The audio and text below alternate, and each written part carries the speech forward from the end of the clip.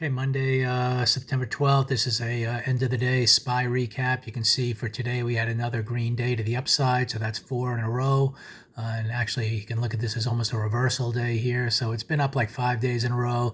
This is the second day in a row with a bit of a gap look to the upside. So it's really getting, some exhaustion risk on the very short term, even though the trend is certainly up. The ideal play at this point is to find some kind of a pullback that fails and then starts back up again. So we'll keep an eye out for that. That'll take time to form. In the meantime, like I discussed at the on the weekend SPY video, you want to keep the bias to the upside. And again, when we look at today's price action in terms of the pre-market activity, here was the range between the blue lines.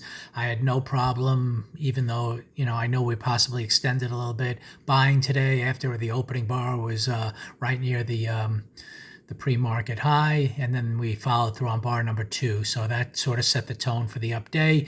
There was a couple of good stocks to trade to the upside early, and then you can see here we did kind of only went up for about 4 bars and then went sideways for the rest of the day, and that's really not surprising at this point. Again, it doesn't mean you're going to fail immediately when you're overextended. It doesn't mean this day, even if it comes down, is going to all of a sudden reverse the trend or anything like that.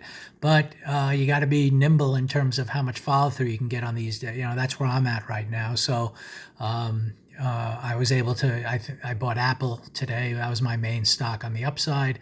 I still think a bit of a pullback should be coming. I mean, with the CPI number released, I wouldn't be surprised to see some kind of like positive number that the stock rallies because everyone's excited, but then it fails. And the failure would be, and again, I'm just throwing out a scenario here that might happen, not that I really am predicting it, but it's something to watch for. If we get some kind of big opening, but then you come down and take out the midpoint of that bar, then we can start looking to fill these gaps in a little bit. We still have a long way to go on the weekly chart to turn it around. At this point, today's open, Monday's open. We want to see, for the weekly chart to even begin to turn down, you want to at least get below the open of today, which is kind of the low of today, and that'll turn the weekly chart green temporarily, but you still have to get below the midpoint of that week. So we're not there yet. The way this whole thing could turn back to the downside to me is if we get some kind of reversal back down, the week turns red, and then we kind of, if we don't reach the midpoint of this bar, then maybe you have like a red looking bar by the end of the week, and you get a 2 down bar into next week. So there's still time to go. And of course, the monthly chart is even more bullish in terms of taking out the low to start the month, but now moving up almost just about to the halfway point of this bar. So we're not quite ready to say, we're going to reach those highs on a 2 down failure on the month, but it's a long way to go to turn the monthly chart lower, taking out the open of the month, which is all the way down here.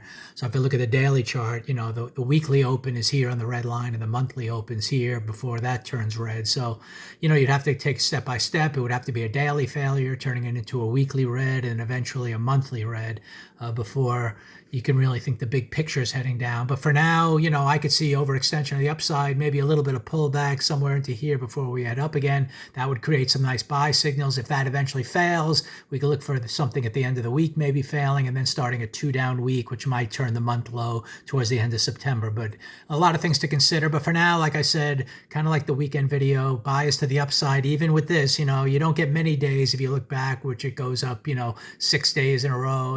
Eventually there's some little pauses along the way. So this looks like ready for a pause. Again, you can almost draw that trend line heading down. I think technicians will look at that and be ready for a little pullback. So, the ideal pullback would, to me, be, we'll see what happens with the CPI number tomorrow. Like I said, I wouldn't be shocked to see some kind of enthusiastic response, but after all this upside, then it kind of reverses, at least temporarily. But I'll keep an eye out for that, and I'll just have to see what individual stocks do if I want to play a short-term trade to the downside, if that would happen.